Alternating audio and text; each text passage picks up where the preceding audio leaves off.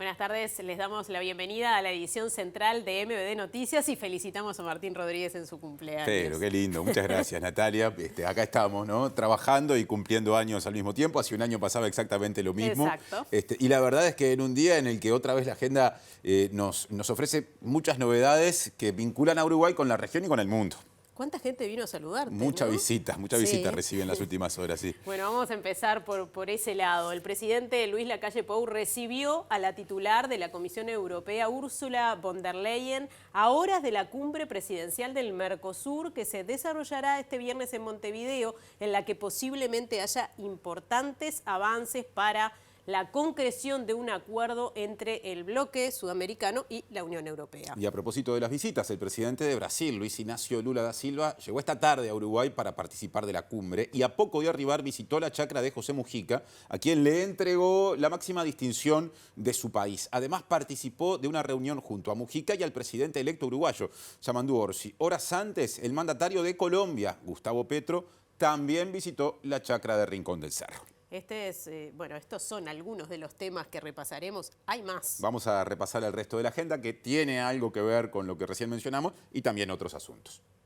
El ministro de Relaciones Exteriores, Omar Paganini, aseguró que los países miembros plenos del Mercosur se pronunciaron a favor del texto para el acuerdo de libre comercio entre el bloque sudamericano y la Unión Europea. Una politóloga y un académico expresaron diferencias sobre los efectos en Uruguay de un acuerdo Mercosur-Unión Europea. La ministra de Salud Pública, Karina Rando, dijo que se detectaron irregularidades importantes en la gestión del CASMU, pero explicó por qué no se desplazará a las autoridades. El fiscal especializado en crímenes de lesa humanidad, Ricardo Percivale, le tomó declaración al expresidente José Mujica en su casa de Rincón del Cerro. El director de promoción de la Intendencia de Cerro Largo fue detenido con whisky y cervezas de contrabando.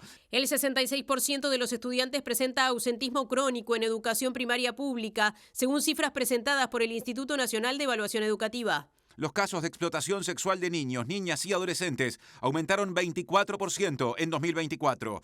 Para el presidente de Francia, Emmanuel Macron, el potencial acuerdo comercial entre la Unión Europea y el Mercosur es inaceptable en su estado actual. En Argentina, la Corte Suprema de Justicia resolvió rechazar los recursos de la expresidenta Cristina Fernández en la causa que inició con la denuncia del fallecido fiscal Alberto Nisman.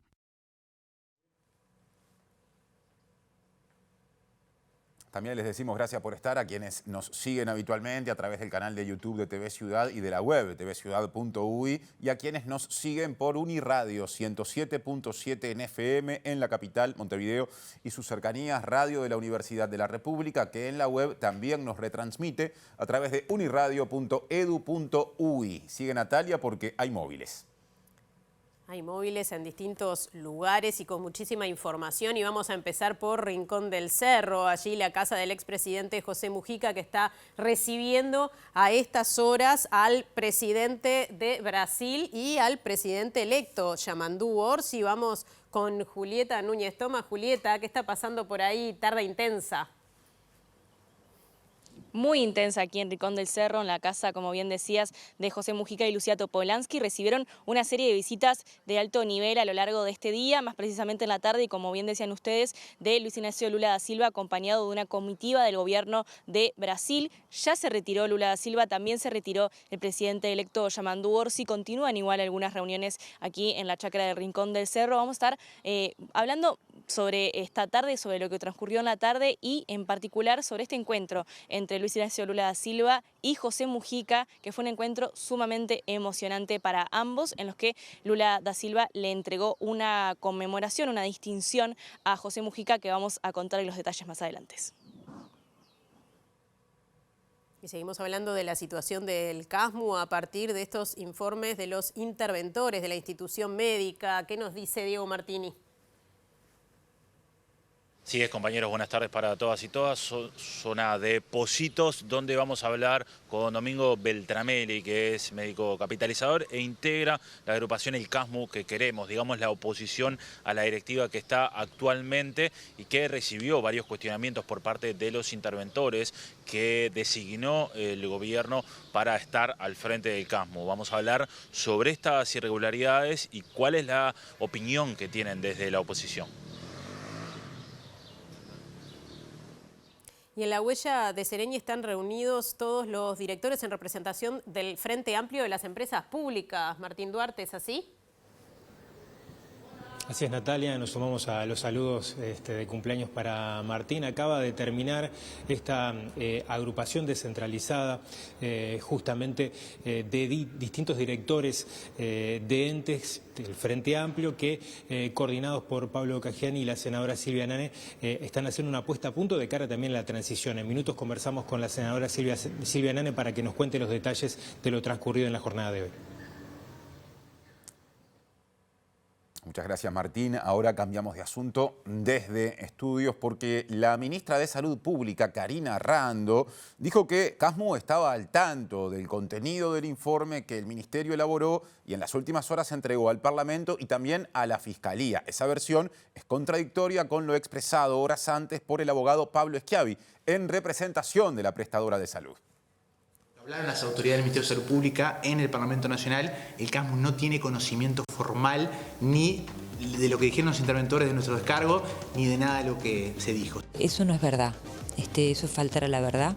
El Casmu, la institución Casmu y AMPP, tuvo acceso al informe hace más de un mes.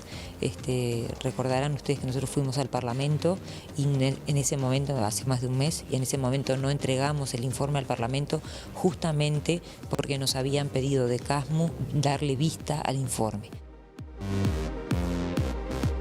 Ahora es tiempo de móvil con entrevista y todo, así que ya mismo salimos de los estudios de TV Ciudad para escuchar a Martín Duarte. Les decíamos que terminó de sesionar esta agrupación descentralizada de gobierno que comprende a los distintos directores de los entes justamente que pertenecen al Frente Amplio. Silvia Nane es una de las coordinadoras de este grupo. Vamos a conocer un poquito cuál es el cometido de esta comisión que funciona todo el año y en particular el porqué de esta reunión de la jornada de hoy. Sí, la agrupación descentralizada de gobierno ha funcionado durante todo el periodo. Es un elemento importante en la orgánica del Frente Amplio porque lo que busca justamente es coordinar acciones, no solamente en las instancias presupuestales, sino ir coordinando acciones políticas entre los diferentes entes en donde el Frente Amplio tiene representación.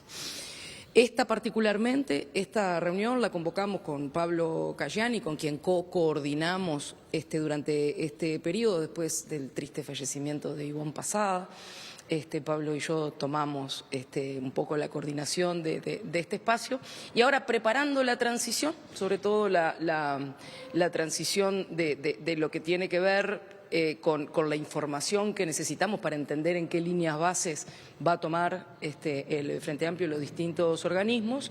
Hicimos esta reunión como una puesta a punto para entender la información que tenemos que brindarle al Frente Amplio y que sirva como insumo para lo que va a ser el inicio del periodo de transición, tanto en el legislativo como, por supuesto, en el ejecutivo. ¿Cuál es el diagnóstico que se hace en particular de algunos entes que han trascendido algunos informes de lo crítico en torno al presupuesto? Por poner un ejemplo, OCE, ¿no? Y con todo el tema ARSATI también en el medio, ¿no? Sí, tenemos dificultades en casi todos. Ahora lo que vamos a hacer es hacer un poco de doble clic, digamos, en algunos de los entes, pero tenemos ejecuciones, no solamente presupuestales, sino ejecuciones de los planes que se habían propuesto en este periodo de gobierno, que por gestiones ineficientes han quedado acciones sin hacer, o ahora, al final del periodo,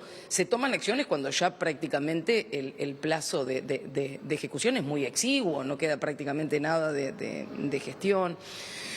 Evidentemente, además, son acciones que vienen impulsadas por planes de acción en políticas que ya prácticamente no hay tiempo para aplicarlas. Entonces, bueno, hay una situación que incluso se han ido dando en el correr del periodo y que nosotros les hemos ido trabajando y denunciando en las diferentes rendiciones de cuentas o de repente las diferentes comisiones en el caso del Parlamento, como por ejemplo se ha incrementado la privación de libertad en adolescentes en INISA en un 60%. Eso implica definitivamente que hubo que atender esa realidad de otra manera y que habrá que atenderla de una forma inmediata. Todos sabemos los problemas de ejecución presupuestal que hubo en INAU, devolviendo plata. Tenemos CAIF que tienen plantas adentro nada más.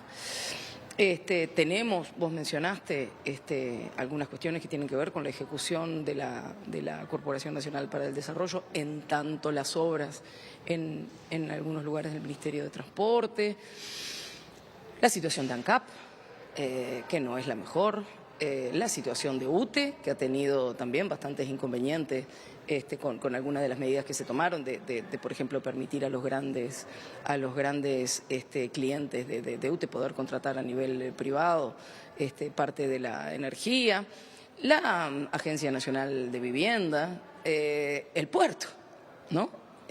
Hay situaciones, ustedes recordarán, con el incremento de tarifas y demás, que bueno, que hay que analizar eso de cara ahora. La última reunión que habíamos tenido fue después de la rendición de cuentas, o sea, previo a la rendición de cuentas, después de la rendición de cuentas, para entender un poco cómo había quedado el margen presupuestal de cara a esta última ejecución. Y bueno, y ahora esta reunión que pretendió ser el puntapié inicial de la información que necesitamos para darle insumo, reitero, al Frente Amplio en esta etapa de transición. Senadora, gracias por estos minutos, muy amable. Gracias a ustedes, siempre amable. La senadora Silvia Nane, bueno, haciendo un balance de esta reunión a cuenta además y en particular a este periodo de transición que también desde los distintos entes se está transitando aquí en el Frente Amplio. Muchas gracias, Martín y equipo. Empezamos por algo que venimos nombrando desde ayer, porque el presidente de Colombia Gustavo Petro, visitó a José Mujica en la chacra de Rincón del Cerro y le entregó el premio Gran Cruz de Boyacá.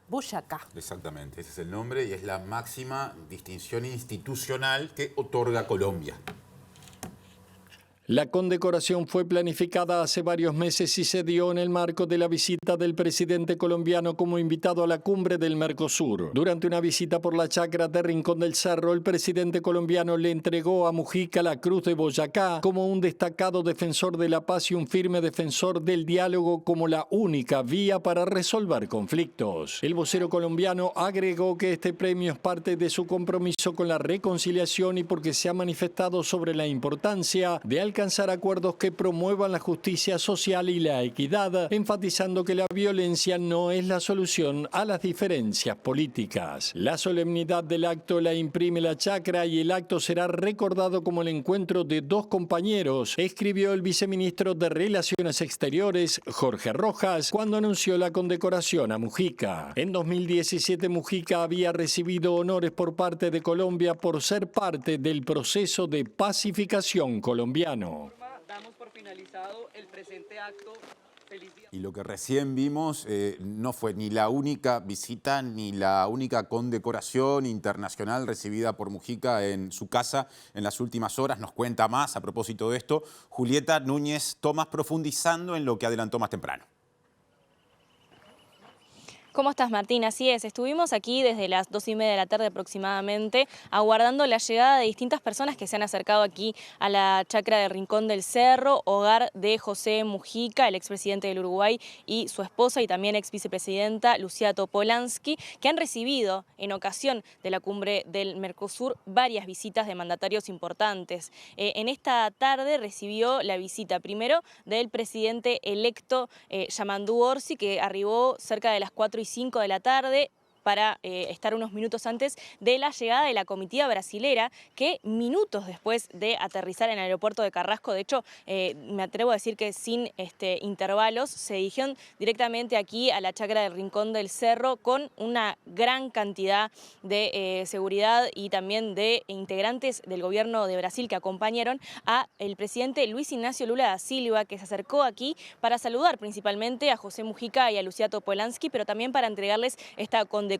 de la que hablábamos, que es el gran collar de la Orden Nacional de la Cruz del Sur. Es una distinción única, es la más importante que se le da a ciudadanos extranjeros y en particular a jefes de Estado de otros países en ocasión de que lo merezcan. De hecho, hay un consejo de esta Orden Nacional que está integrado por el presidente de la República de Brasil, el ministro de Defensa, el ministro de Relaciones Exteriores y también el secretario general de Relaciones Exteriores, que son quienes deciden, quienes dan estas condecoraciones de ese gran nivel de importancia, porque además la Orden Nacional de la Cruz del Sur, como le decíamos, tiene distintos niveles, y el gran collar, que es lo que recibió Mujica, y seguramente lo pueden estar viendo en imágenes de Leo Badel, es justamente la más alta que entrega el Estado brasileño a ciudadanos extranjeros y en particular a jefes de Estado. El momento de la entrega, el momento de la llegada, que fue entre también participantes del gobierno brasilero y participantes del MPP, principalmente del Movimiento de Participación Popular,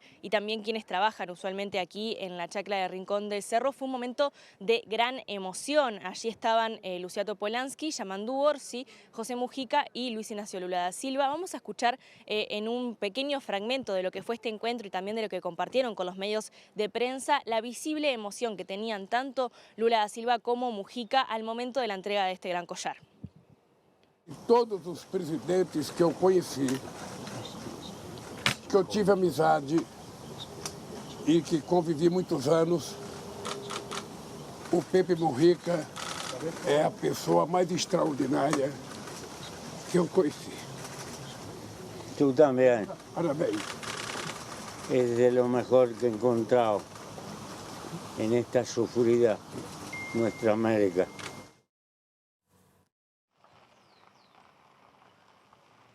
Allí escuchábamos a José Mujica y a Lula también, ambos hablando sobre la fortuna que sienten al haberse encontrado, al haber coincidido, pero también de alguna manera compartiendo una visión sobre la política internacional y en particular sobre la necesidad de ayudar a los más necesitados justamente del gran pueblo de América y de América Latina y en particular.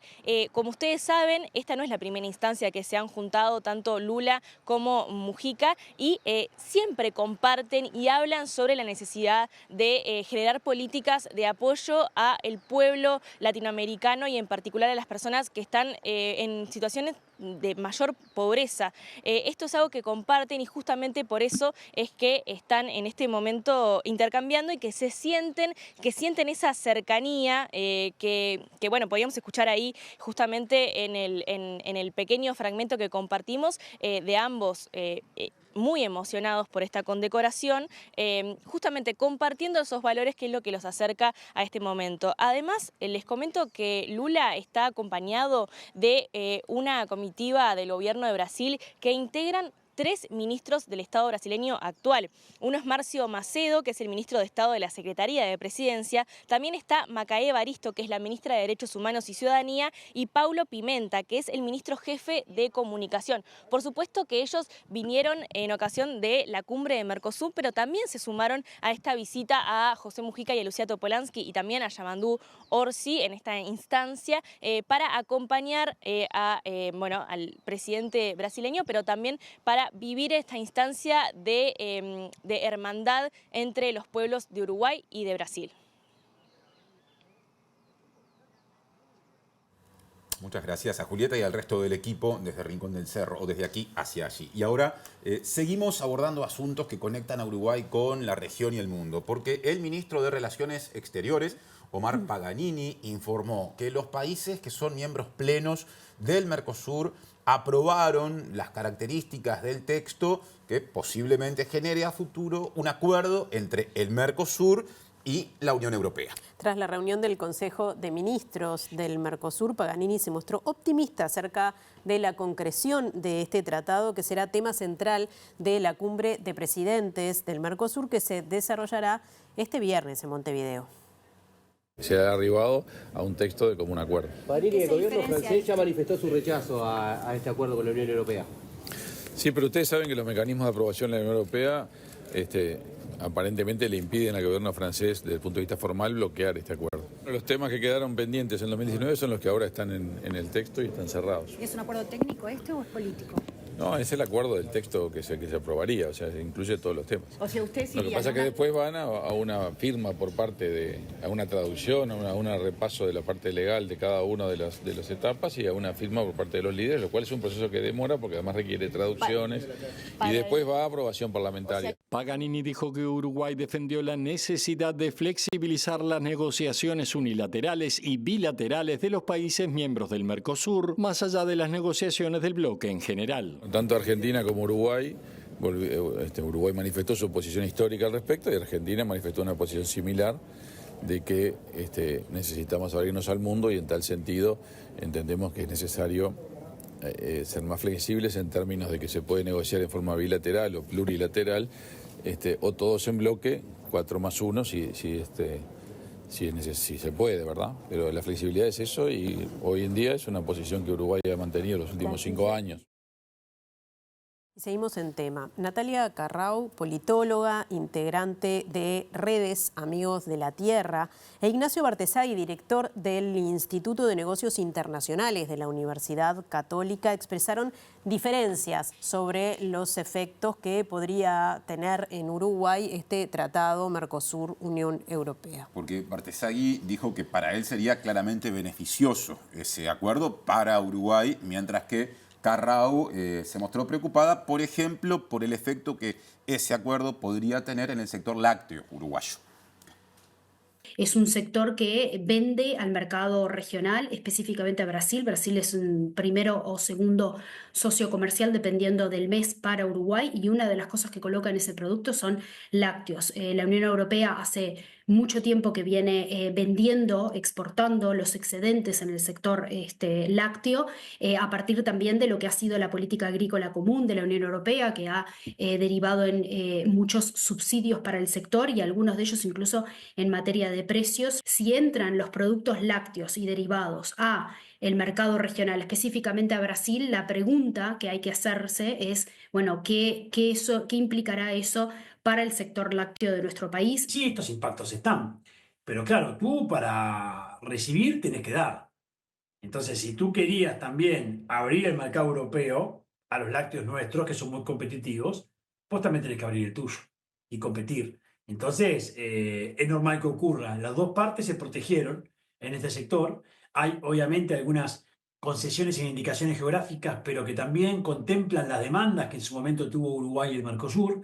Por lo tanto, yo te diría que bueno, hay más para ganar que para perder. Resumiendo, el 70% de las exportaciones uruguayas a la Unión Europea pasan a tener arancel cero.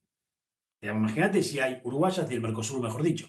Entonces, sí que hay un beneficio concreto para la agroindustria, que es la que logra exportar a la Unión Europea. Podrían, a partir de la baja de aranceles, existir algunos nichos de mejoras para algunos productos que hoy no se están colocando. Ahora cambiamos de asunto. Les contamos que las autoridades del Ministerio de Salud Pública le entregaron a la Comisión de Salud del Senado el informe resumido del equipo interventor del CASMU, que también fue enviado a la Fiscalía tras la constatación, según dice el texto entregado, de diversas irregularidades. Sí, el documento enumera irregularidades vinculadas a la contratación de servicios, apartamientos de reglamentos, estatutos y recomendaciones financieras, y también gastos millonarios a largo plazo. El documento entregado a la ministra de Salud Pública, Karina Rando, fue presentado por quienes estuvieron en intervención del CASMU desde el 27 de septiembre. En el mismo se enumeran varias irregularidades de la mutualista con desvíos de normas vigentes, incumplimientos estatutarios, con observaciones a las adquisiciones y los pagos que implican perjuicios para el CASMU, irregularidades en las contrataciones de servicios en áreas como recursos humanos, obras, limpieza, vehículos, donde hay un elevado número de contratos firmados por montos elevados y plazos de varios años que no fueron aprobados por el Consejo Directivo y tampoco informados. Los contratos fueron firmados por el gerente de logística, proyectos, inversiones y obras, a quien el Consejo Directivo le atribuyó poderes con amplias potestades para representar a la institución. Aparecen mencionadas adquisiciones que en varios casos son de funcionarios de la institución los encargados de adquirir a empresas de las que ellos mismos son representantes o directivos. También hay un elevado número de empresas tercerizadas contratadas para diferentes objetos cuyos socios, representantes y domicilios coinciden. Los interventores han sugerido suspender pagos a diferentes empresas hasta que no se aporte la documentación que los respalde. También el informe señala el contrato firmado con la Asociación Uruguaya de Fútbol, en el que la institución se compromete a pagar $1 millón más 400.000 en canje de productos a cambio de la concesión de una licencia temporal de sus marcas. La suma debe ser abonada en un plazo máximo de 36 meses. El documento completo fue enviado a Fiscalía para investigar si hay hechos de apariencia delictiva. Y la ministra de Salud Pública, Karina Rando, anunció que el gobierno mantendrá la intervención del CASMU, pero no desplazará a sus autoridades por entender que no existe riesgo inminente de quiebre financiero o asistencial. Es más, Rando también dijo que las personas que en representación de CASMU dijeron que la institución médica no había recibido las características del informe, faltaron a la verdad cuando hicieron esas afirmaciones. Eso no es verdad. Eso es faltar a la verdad. El CASMU, la institución CASMU y ANPP, tuvo acceso al informe hace más de un mes. Recordarán ustedes que nosotros fuimos al Parlamento y en ese momento, hace más de un mes, y en ese momento no entregamos el informe al Parlamento justamente porque nos habían pedido de CASMU darle vista al informe. Se le dio vista.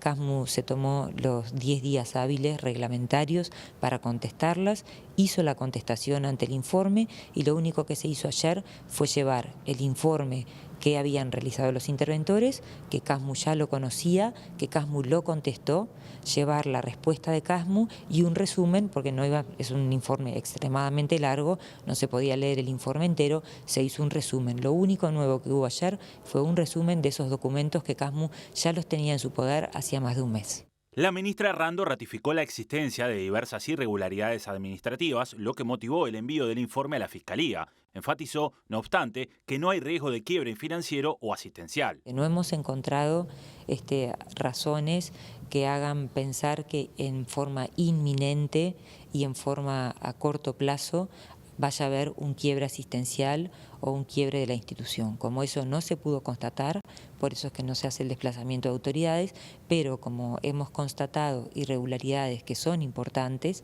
por eso también hemos decidido que la intervención debe seguir, porque debemos seguir atentos a que no aparezcan nuevos elementos para ver si hay que tomar otra decisión, ya sea nosotros o la administración entrante, que pensamos nosotros que también va a tener que seguir haciendo un control de la institución. Presenta Antel. Renova tu plan de fibra con un 50% de descuento por 3 meses y muchos más beneficios. ¿Qué se dice de este asunto desde una corriente de la directiva de CASMU opositora a la mayoría? Lo sabremos a continuación desde el móvil de Diego Martini. Así es, compañeros. Bueno, ya repasábamos y escuchábamos en el tape que salió, más lo que dijo la ministra, cuáles fueron algunas de las irregularidades que detectaron los interventores que le presentaron ayer justamente al Parlamento, y esta información que fue, este documento que fue enviado, remitido a la Fiscalía por parte de las autoridades del Ministerio para que analicen e investiguen la posibilidad de que haya algún delito. Para hablar de esto y del documento estamos en contacto con Domingo Beltramelli, médico capitalizador, y también de la agrupación El CASMU que queremos. Domingo, gracias por estos minutos. ¿Cómo tomaron este informe? Bueno, lamentablemente, nuevamente somos noticia en el CASMU. Lamentable digo porque el CASMU tiene muchísimas cosas buenas y en este momento tenemos este problema con esta comunicación que hizo el Ministerio a la Comisión de Salud del Senado, en donde ya se presumían algunas dificultades importantes, donde se mostraban irregularidades graves, que eso llevó a que el Ministerio presentara ante la Fiscalía este documento. Bien. ¿Qué cosas sorprenden de lo que aparece ahí? Y bueno, este documento, cuando se le presentó al CASMU, nosotros se le presentó con cierta confidencialidad. Nosotros no lo podíamos leer, lo tenía solo el Consejo Directivo, sí, en pleno. Llevó consigo a que inmediatamente hubieran 2 cargos gerenciales importantes que tuvieron que renunciar. Algo de esto puede ser explicado por este informe y seguramente también por, sobre todo, préstamos que se han adquirido con prestamistas directamente por un valor muy importante de 11 millones de dólares y otras irregularidades significativas en cuanto a autogestión y autonombrarse de propias empresas para contratos con el propio CASMU y donde ellos mismos se firmaban los contratos. ¿Qué esperan que pueda pasar? Por más que esto tiene una pata que está en la justicia, y escuchábamos recién a la ministra decir que, bueno, que no se desplaza a autoridades por no existir determinados riesgos, pero ¿qué esperan que pueda suceder y qué van a hacer desde su agrupación? Bueno, a los pacientes en sí, la asistencia sigue siendo muy buena. El riesgo es si esta mayoría del Consejo Directivo sigue existiendo, si sigue estando, la situación ha sido llevada por ellos hacia este momento. Nosotros lo que pensamos, ayer se hizo una reunión de la agrupación y en donde se planteó hacer una denuncia a la Comisión Fiscal y donde se pide una nueva asamblea extraordinaria, resolutiva, para sustituir al doctor Raúl Rodríguez, Areosa y a la doctora Sumar. Muchas gracias, Domingo Beltrame. A las órdenes, que pasen bien. Bien, volvemos a estudios, compañeros. Recordar que esto fue enviado a la Fiscalía, que va a su transcurso de pasar a la DPA, que es la División de Depuración, donde se analiza y eso después va asignado a una Fiscalía. Habrá que ver a qué Fiscalía le puede tocar, pero seguramente va a ser una Fiscalía de Delitos Económicos y Complejos por varios señalamientos que tiene el informe en cuanto a temas económicos. Presentó Antel. Renová tu plan de fibra con un 50% de descuento por 3 meses y muchos más beneficios. Bien, ahora cambiamos de asunto. Esta mañana el fiscal especializado en crímenes de lesa humanidad, Ricardo Percivale, le tomó declaración al expresidente José Mujica en su casa de Rincón del Cerro, en Montevideo. Así también le tomó declaración a la ex vicepresidenta Lucía Topolansky. Atención, en el marco de la investigación vinculada al asesinato de 8 integrantes del Movimiento de Liberación Nacional Tupamaros, desencadenado por los hechos ocurridos el 14 de abril de 1972. Ese día, el MLN llevó adelante varios ataques en Montevideo, Canelones y San José y asesinó a 4 personas señaladas como integrantes del llamado Escuadrón de la Muerte. El subcomisario Oscar Delega, el agente policial Carlos Leites, el capitán de corbeta Ernesto Moto y quien era en ese momento subsecretario de Educación y Cultura e interventor del Consejo de Educación Secundaria, Armando Acosta y Lara. En respuesta a este ataque, las fuerzas de seguridad asesinaron en Montevideo a 8 personas vinculadas al MLN en Malvin, Buceo y Cerrito de la Victoria, y justamente esos son los hechos que investiga Percivale. En la calle Amazonas 1440 mataron a Luis Martirena e Ivette Jiménez y capturaron a 2 tupamaros que estaban escondidos en un sobretecho, Eleuterio Fernández Huidobro y David Cámpora. En la calle Pérez Gomar 4392 mataron a Alberto Candán Grajales, Armando Blanco Catraz y Gabriel Schroeder y a un joven de 18 años, Horacio Rovira, que vivía allí. Además, en el Cerrito de la Victoria murieron por este operativo Jorge Grob y Norma Paglián. El fiscal Percivale investiga estos asesinatos a partir de la denuncia de familiares de las víctimas a manos de las fuerzas de seguridad. Es una causa que se enmarca en el nuevo Código del Proceso Penal y los crímenes son considerados de lesa humanidad. Mujica y Topolansky son 2 de las muchas personas interrogadas en la investigación que luego de estas declaraciones sigue adelante. Bien, y otro asunto, el sindicato de la bebida se declaró en conflicto y hará un paro de 24 horas el lunes próximo en rechazo al incumplimiento de un incremento salarial. Ese aumento aludido fue fijado a través de consejos de salarios y está vigente desde el mes de julio.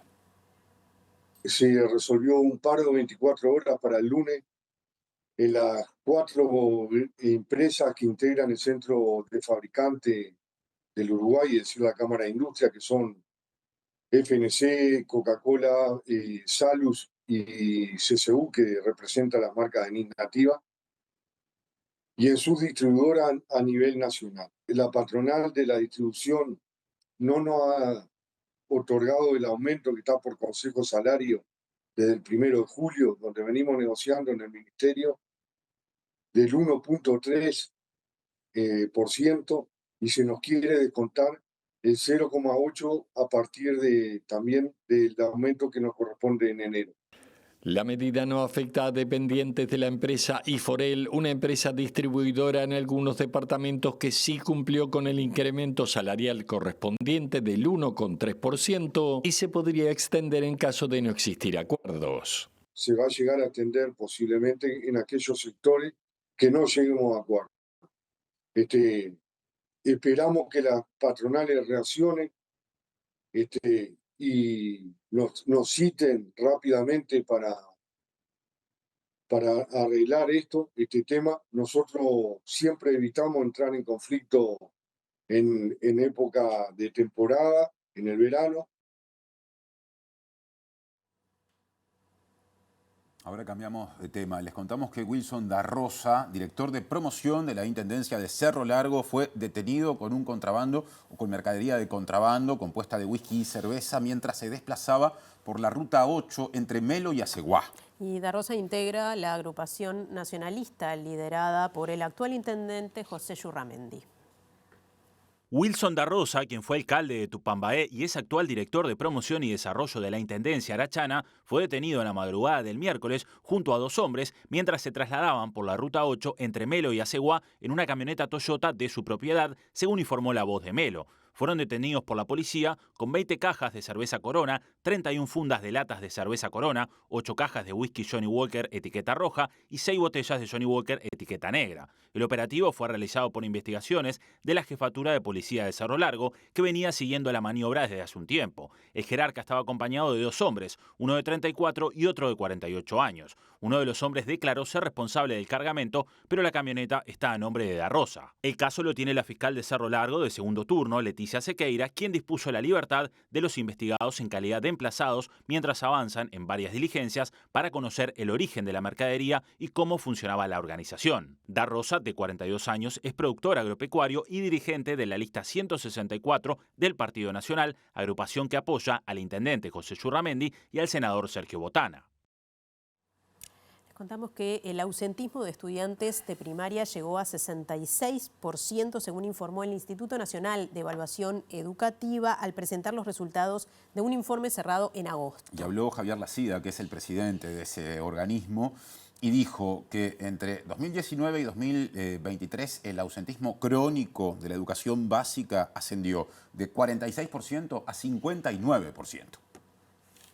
El documento del INED sostiene que la ausencia crónica pasó de 46,1% del alumnado en 2019 al 59,3% en 2023, lo que refleja un incremento del 28%. En 2024, desde el inicio de clases hasta agosto, el 66,3% de los alumnos de primero a sexto año se ubican en el grupo de ausentes crónicos, ya sea por presentar ausentismo frecuente, 38,9%, o severo, 27,4%. Los datos del informe permiten rastrear en qué momento del año comienza a evidenciarse el problema. En 2019, al mes de junio, un 6,5% de los alumnos ya había faltado al menos el 10% de los días lectivos. Este valor se duplica en 2022 y 2023. En junio de este año, el 48% de los niños presentó ausentismo crónico, lo que equivale a 12 faltas. El problema se registró tanto en el interior como en Montevideo. El ausentismo más grave, que es el que llamamos ausentismo crónico, de más de un mes, ya era importante en el 2019, tenía más de un 46% de niños experimentaban ese tipo de ausentismo, y en el año 2023 llegamos al 60%, y en lo que va del año, en los datos que hemos sistematizado al 31 de agosto, estábamos en un 66%, o sea, en 2/3 partes. He encontrado diferencias entre tipos de escuela. Las escuelas a aprender, que son escuelas focalizadas en los niños de menores ingresos, que cuentan con algunos recursos, por ejemplo, mejores condiciones para el trabajo de los equipos docentes, tienen significativamente mejores resultados.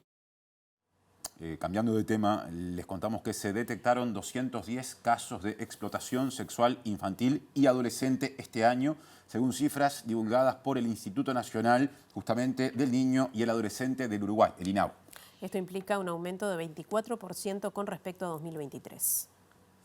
Con motivo del Día contra la Explotación Sexual de Niños, Niñas y Adolescentes, que se conmemora el 7 de diciembre, el INAU divulgó las cifras de casos del 2024 en base a datos de Travesía, Gurises Unidos y ONG El Paso. Son 210 los casos nuevos y representan un aumento del 24% con respecto al año anterior. Se atendieron unas 456 situaciones durante el año. Las víctimas son en mayor medida niñas y adolescentes de entre 13 y 17 años. Los casos de explotación sexual infantil y adolescente se pueden denunciar a la línea azul del INAU, cuyo número telefónico es *4141.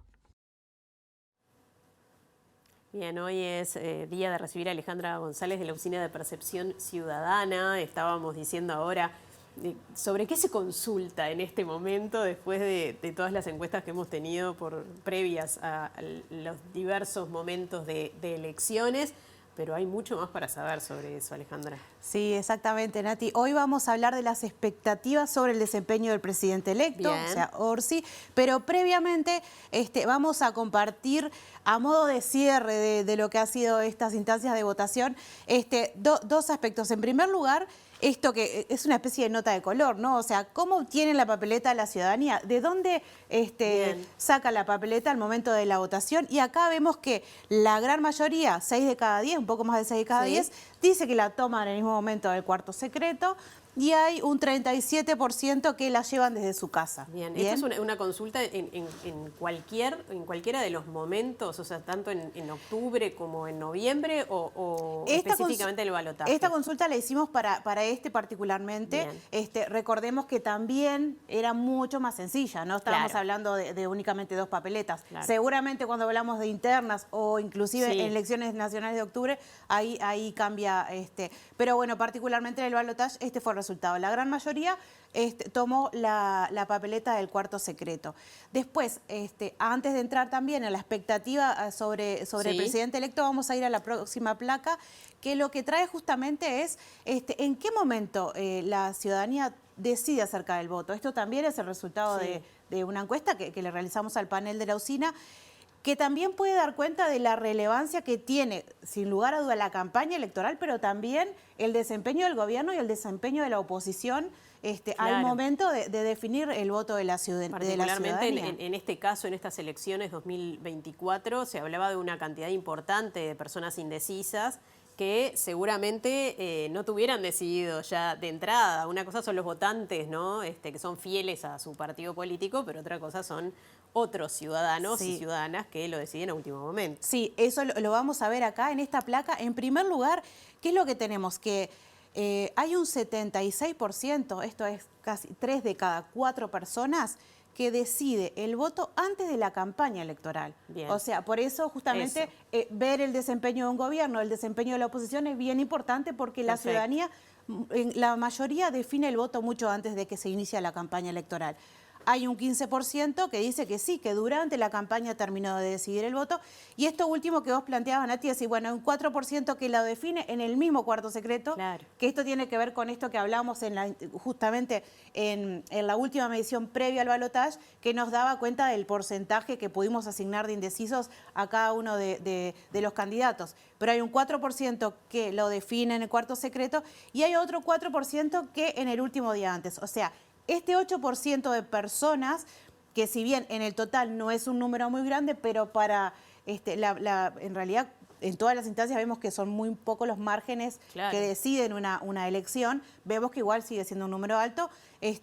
Y ahora sí, en la próxima vamos a entrar bien en la consulta que tiene que ver con las expectativas sobre el desempeño del presidente electo. Bien. En esta placa tenemos 3 gráficos que están divididos. Más acá a la izquierda es lo que respondieron la mayoría de todos los votantes, ¿no? Sin distinción político-partidaria. En el medio están quienes votaron a la fórmula Orsi-Cose y más a la derecha quienes votaron a la fórmula de Delgado-Ripoll. Bien. ¿Qué tenemos por acá? Entre la ciudadanía en general, vemos que más de 4 de cada 10 tiene expectativas altas acerca del desempeño del presidente. Bien. Las barras verdes son las expectativas altas, las grises moderadas y las rojas son las expectativas bajas.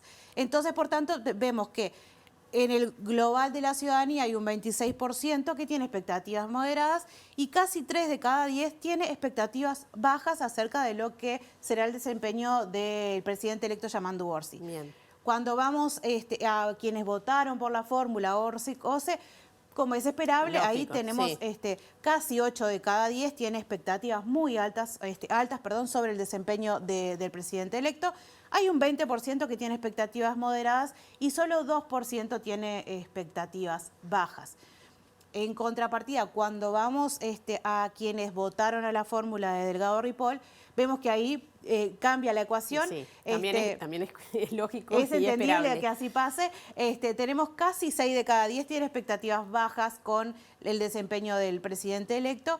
Hay un 30% que tiene expectativas moderadas. Es bastante alto, ¿no? Es bastante alto, sí. Y un 7% que tiene expectativas altas. Si bien es alto el porcentaje de personas que votaron a Delgado y Ripoll, casi 6 de cada 10 tiene expectativas bajas, también es interesante que hay un 37% que maneja expectativas o altas o moderadas con respecto a lo que será el desempeño del presidente Yamandu Orsi. Bien, esto también seguramente cambie en estos meses de transición y estaría bueno después compararlo con esas encuestas que se hacen sobre la aceptación de la gestión de un presidente o la imagen, ¿no? Exacto, sobre la gestión de la imagen, y hay que ver una vez que se conozca el gabinete. Eso es muy ¿Qué importante. pasa? Porque puede que esto también cambie de alguna manera, ¿no? Sin duda. Bueno, muy interesante, Alejandra. Muchas gracias. Hasta la semana que viene. ¿Qué tal? Buenas noches. Abrimos el capítulo internacional hablando de Francia, pero también del Mercosur. Primero decir que el presidente francés Emmanuel Macron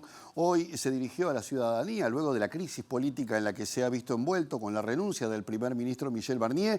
Dijo que en los próximos días lo va a anunciar, o mejor dicho, va a anunciar al nuevo primer ministro que no va a renunciar al gobierno, y dijo que todo esto que ocurrió es una alianza entre la izquierda y la ultraderecha para desestabilizar al gobierno en un frente antirrepublicano, según dijo. Pero también tuvo tiempo para llamar a la presidenta de la Comisión Europea, que está aquí en Montevideo, Ursula von der Leyen, para plantearle que el acuerdo entre la Unión Europea y el Mercosur para él sigue siendo inaceptable.